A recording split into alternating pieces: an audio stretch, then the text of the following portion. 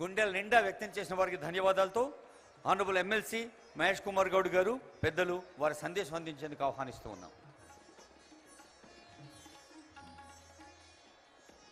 గౌరవ ముఖ్యమంత్రి మన ప్రియతమ నాయకులు రేవంత్ రెడ్డి గారు, ఉప ముఖ్యమంత్రి బట్టి విక్రమార్క గారు, వేదికపై వచ్చిన మంత్రులు, ఎమ్మెల్యేలు, ఎమ్మెల్సీలు, ఎంపీలు, అధికారులు అందరికీ నమస్కారం.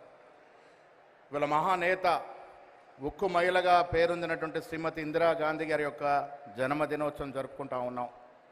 ఈ జన్మదినోత్సవం పురస్కరించుకొని ఓరుగల్లు, పోరాటాలకు గడ్డినట్టు ఓరుగల్లులో మహిళా సదస్సు ఏర్పాటు చేయడమే కాకుండా ముఖ్యమంత్రి అయిన తర్వాత మహిళలకి అర్ధభాగం అవకాశాలు ఏంటో చూపించినట్టు ఘనత మన మధ్య ఉన్నట్టు ముఖ్యమంత్రి రేవంత్ రెడ్డి గారిదనే మాట ఇస్తున్నగా మనవి చేస్తా ఉన్నాను.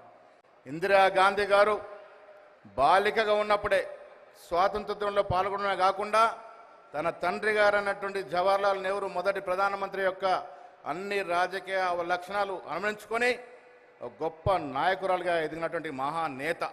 ఇవాళ మీ గుండెల్లో, మా గుండెల్లో చిరస్థాయిగా ఈ భారతదేశం ఉన్న రోజులు మన గుండెల్లో ఉండేటువంటి మహానేత దేశంలోనే కాదు విదేశంలో కూడా. ఇవాళ బంగ్లాదేశ్ ఆవిర్భావానికి కారణకం ఇందిరాగాంధీ యొక్క పటిమ నాయకత్వం.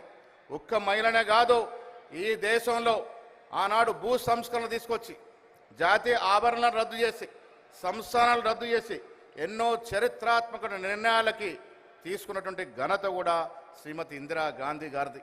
ఇవాళ వారి జన్మదినోత్సవం జరుపుకుంటున్న ఈ వేళ మహిళలు, ఇద్దరు మంత్రులు, అధికారులందరూ కూడా మహిళలే ఉన్నటువంటి ఈ వరంగల్లో మహిళా సదస్సు పెట్టడం అనేది హర్షించదగ్గ విషయం. ఈ సందర్భంగా ఇక్కడికి వచ్చిన ప్రతి మహిళకి కాంగ్రెస్ పార్టీ తరఫున, మా తరఫున, ఎమ్మెల్యేలు, ముఖ్యమంత్రి గారు అందరి తరఫున అభినందనలు, శుభాభినందనలు.